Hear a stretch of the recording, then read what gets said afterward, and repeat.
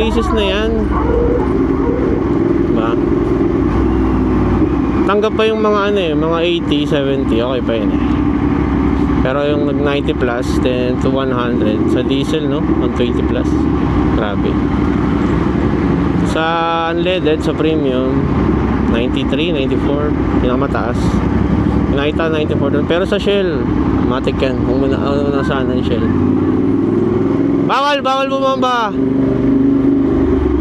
Sa Shell kasi, ano na yun eh. Yeah. Natural na yung ganun ka ano eh. Beer now. Beer now cheaper than gas. Nakita nyo ba yan, guys? Oh my God! Wow! Hey! Bola lang yan. Beer.